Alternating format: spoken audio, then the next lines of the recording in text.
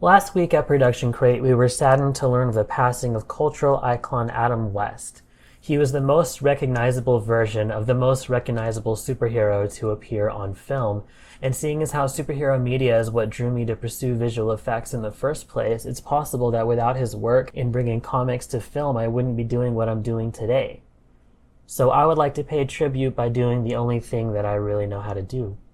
My name is Adrian Jensen from ProductionCrate.com, and here is how you make the bat signal effect in After Effects.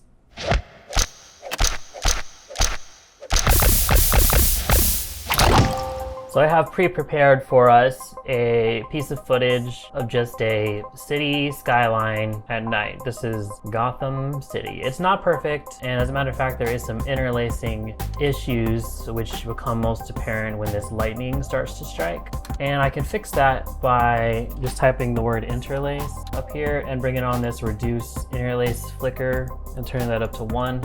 That will help out a lot. I noticed though that effect is in the obsolete section, which leads me to believe there might be a better way, but I don't know what it is. So that will do for now. And then I also have this bat signal here that's just drawn out with masks on a yellow circle, and that's what we're going to use. So let's start off by making a new solid, which we can make it the comp size, and we'll just make that 3D and add a grid effect to it. Everyone always adds a grid immediately after making things 3D, and this is no exception. And I just kind of want to turn it to match, in my opinion, the perspective of the sky. If you're not going for a realistic effect, you can fudge this a little bit, and I'll scale it up so I'm covering everything I need to. Scoot it back a little bit. And I'm going to pre-compose that layer, leaving all the attributes in the current composition and opening the new composition. I'll call it sky. Click OK. And now in this new composition called sky, you see I have a black solid, which is not 3D and has no effects on it. And then back in our original city composition, you still have it in 3D space with the grid on it, but I will remove the grid. Okay, so I'm going to take that bat signal comp and I'm going to bring it in to our new sky composition. And it's looking a little big, so let's just shrink that down. I'll turn off my black solid. So this is just the bat signal on a transparent background. And back in my city composition, you can see it in the sky, although it is really big. So let me shrink that right on down. Okay, and that's about the right size. So now in the sky composition, I can move it wherever I want and it will update in the city composition. See, now it's over here. So instead of just animating it by hand to move around, I'm just gonna pop on a quick expression. So I'm gonna hit P on the keyboard for position, hold down Alt and click that stopwatch and just type wiggle, something very small like 0.2, something very large like 600, which means every 0.2 seconds, it will move 600 pixels. So it's not gonna move 600 pixels every second. It's gonna move much slower than that. And then if we let that play, now it's just kind of moving across the sky. And I think that might even be a little quick for me. So let me bring that down to 0.1. And it's drifting higher than I want, so I'll just move it. And there we go. Now it's just kind of moving across the sky. You could animate it by hand more deliberately, or you could not animate it at all. But as you can see here in my city composition, now it's moving kind of in 3D space across the sky. Now I'm actually going to pre-compose this 3D sky layer, Control Shift C to pre-compose, and I'm going to call it Sky Flattened. And now that's going to leave us with a 2D layer, but it contains this 3D motion still. And that means we can now apply two-dimensional effects to it. And since After Effects' 3D system is pretty much just flat 2D cards in 3D space, I feel like mixing the 2D and the 3D together gives us a great result. So that's why I'm doing it like this. So if you have Red Giant Universe, I believe you need a Pro membership, then you have access to this effect called the Point Zoom, which is great because it pretty much just does what we need it to without us having to try that hard. Now we have this spotlight shining in the air, which honestly looks great.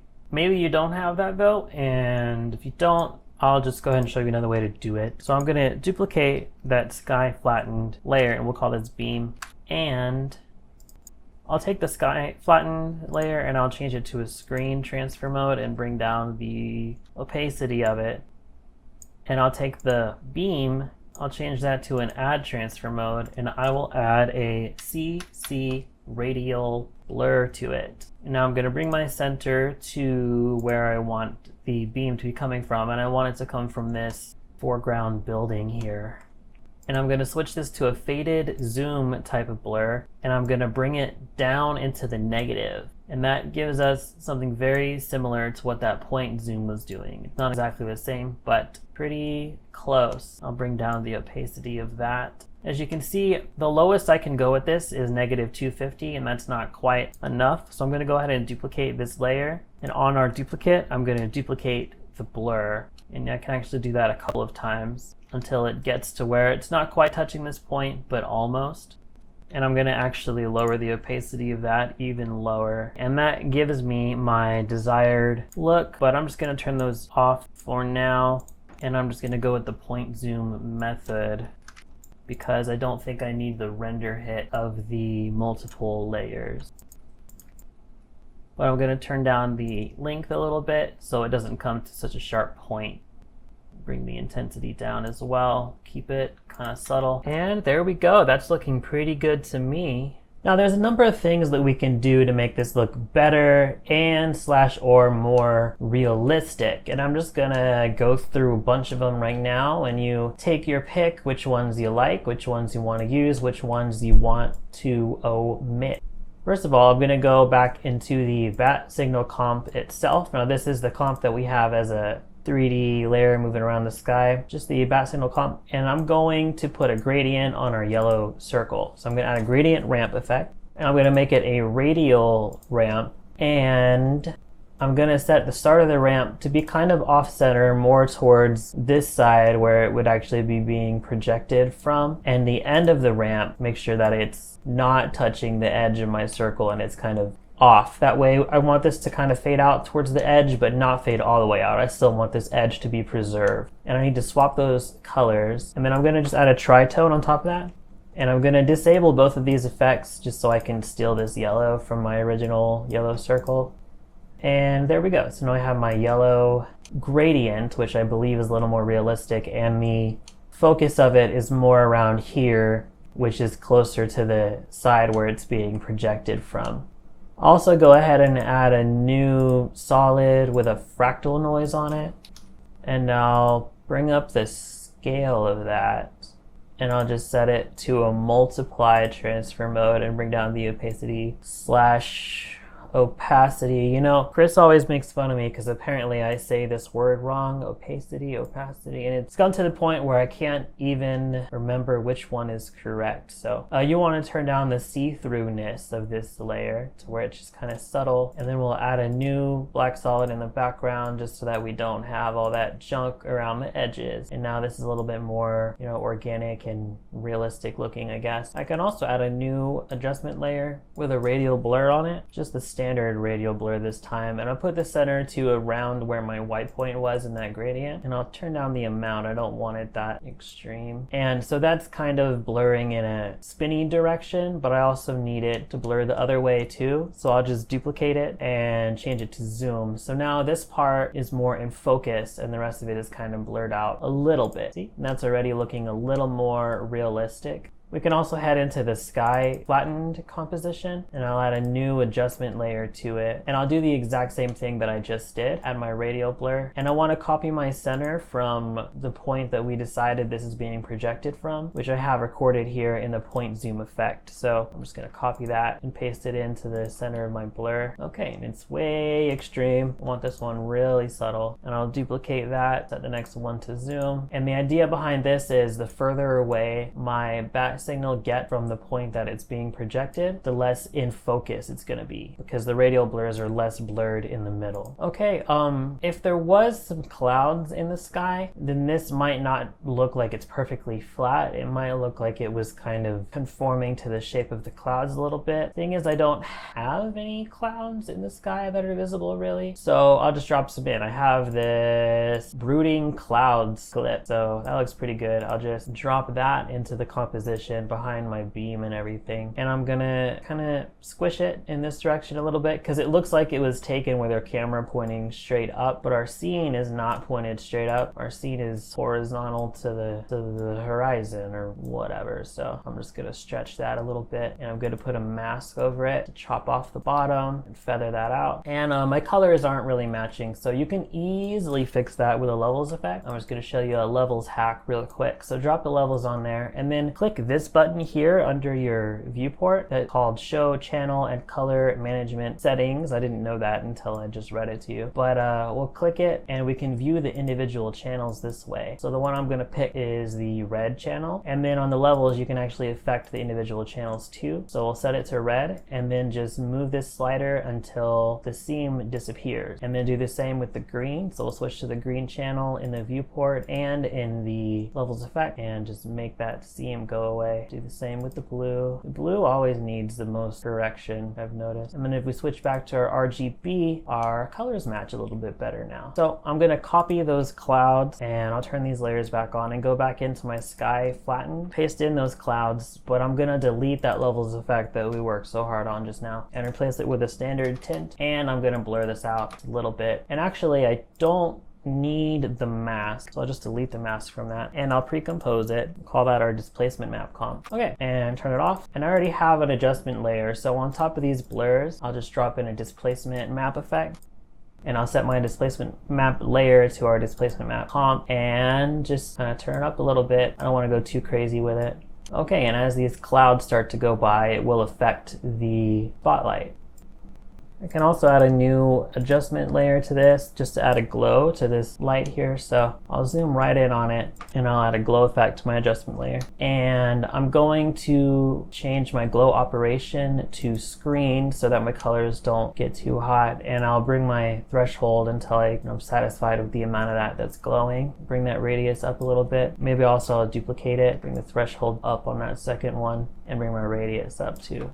So usually want to have a tight glow and a broad glow. But now we zoom back out, it's kind of making our whole city glow as well, which we don't really need. It was already glowing. So I'm just going to take a mask and just chop off the bottom of this adjustment layer and feather that mask out. And I think the last thing we need is just a little point where this is supposed to be emitting from. So again, if you have universe, then you'll have null light factory. So I just put null light factory easy on there and just pick a flare. This one looks pretty Batman-ish to me. And turn down the brightness and the scale because it just needs to be a tiny, tiny flare. We can again copy the position from the point zoom and just paste that into the position of layer.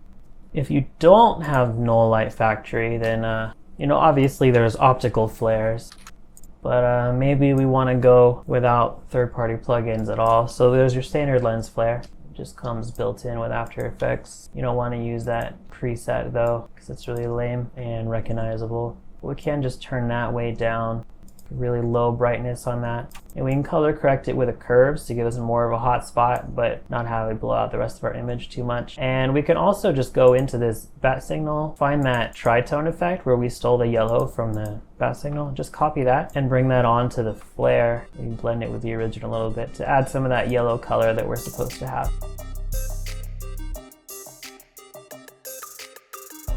So far, technically, this has been a pretty easy effect. I did throw in a bunch of extra details, but as far as showing you how to do stuff, I haven't really shown you all that much. And I'm not exactly pressed for time, so I'm actually gonna go over a different example, which is gonna be a little bit more complicated. So in this composition, I have a different piece of footage, which is a 3D camera move through a city, and I'm going to track it.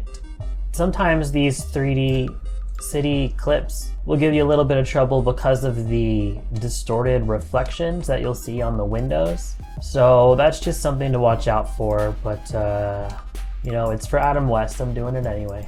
So I'm gonna pull up my 3D camera tracker effect, also accessible through the tracker menu, but you can apply it as an effect. And we're just gonna wait. Oh cool, it's done. How about that? So it looks like I really only have one lonely tracker all the way back here in the sky. But you know what? That might just be enough. Let's go ahead and create a null and a camera. And I'm gonna bring in the sky comp that we made earlier. Let's bring that in. And so this is the one that has not been flattened. It's just this 2D plane with the backside null moving around randomly. And so we want to make that 3D, and it's kind of disappeared. It's okay. I'm going to hold down shift and parent it to the tracking null, turn everything else back on. And now it's going to be really tiny, but it's in the background on the sky. So we can scale that up, and just check the tracking of it. And if it's not perfect, it's also, moving around. So it looks like we're going to get away with it. So I'm going to move it over a little bit, move it up a little bit, and twist it in 3D space. Just ignore that building for now. Okay, it's in 3D space in the cloud. So I'm going to make a copy of this camera, Control D to duplicate it. And I'm going to take that sky comp and the null that it's parented to and one of the cameras, pre-compose those together, moving all the attributes into the new composition. And we can go ahead and set that to a transfer mode like screen perhaps, or add. I think I'll use add this time around. I wasn't happy with the placement of it, so I'm just going to move it up in this composition, up into the sky. Let's see how that looks. Might have to tweak it a lot because I'm trying to put it way up here in the sky, but my track point was way over here, so it's going to be a lot of playing around. Actually, I'm kind of satisfied with this, so let's leave it like that. We are allowed to change it later if we need to. So now we need a point for it to project from, and I want to put it on top of this kind of shorter building here. So let's see what I have as far as tracking points. I have all kinds. So I'm just going to right click and create a null on one of these points, and that's that. I'll call that roof null. Okay, so let's duplicate our spotlight in the sky, and I'm going to add that point zoom effect to it again. And again, this would still work if you used my other method with the radio blurs. Let's bring on that point zoom, and now we need to parent the position to this null. Well, guess what? You can't, because the null is 3D and the position property of this effect is 2-dimensional, so that's not going to work. In fact, if I alt click on it and try to parent it to the position of this null, it's not going to work. It's I don't even see it at all. It's not working. So we actually are going to want to use an expression, and the expression is called the toComp expression. And you don't have to memorize it. I certainly don't have it memorized. I have it right here in a notepad document. I'm going to right click on it. I'll also go ahead and put it in the description of this video for you, so you don't have to memorize it either. You can just copy it too. I'm going to copy it and paste it into the position property of the point zoom effect, and then I'll replace my 3D point with the name of my null, which is roof null, and check it out. It worked. So now we just need to play with the properties a little bit. I think I need to bring up the intensity of it, change the blending mode of that to none because I already have it on its own layer, and then I can change it to a screen transfer mode instead if I want. I'm going to leave it on add, but I'll probably turn the opacity, the see-through-ativity of it down so it's more subtle. Now we just need to put on our finishing effects. So I'm going to add my new solid, which I'll call flare, and I'll add the lens flare effect to it. Select the preset that doesn't look dumb, change the brightness down really small, and I'll copy the same expression from my point zoom layer into the flare center value and change that to an add transfer mode also. And there we go. I have my flare in the right spot. I also need to rotoscope this building out of the way. So in my camera tracker effect, I'll just kind of find a plane that matches the contour of this building, and I'll tell it to create a solid. But the solid it creates is pretty small, so in the solid settings, I'll just increase the size of it. And I'm increasing the size instead of just scaling it up because I don't want to lose quality. So I'll bring it down so I can see through it and just trace around this building. And I'm going to do it in 2 parts because these 2 planes are going to move separately. So I'll do this back part first because I think that'll be the easiest. And I have it tracked, so I shouldn't need to put too many keyframes on this mask. So let's just go through and see what's required of us. Okay, I've got that roto done. I'll turn the opacity of it back up. I'll duplicate my base footage and bring that up over everything except for that rotor layer and set it to use that layer as an alpha matte. So now the building will block out the spotlight, and my spotlight's not very big. I think it matches the scene pretty well at this size, but if I wanted to, I could go into that sky composition and scale up the size of the bat signal, and it will update in the main comp. And I think that's just about all that I have to say today. So I thank you guys so much for watching, and I'll see you in the next one.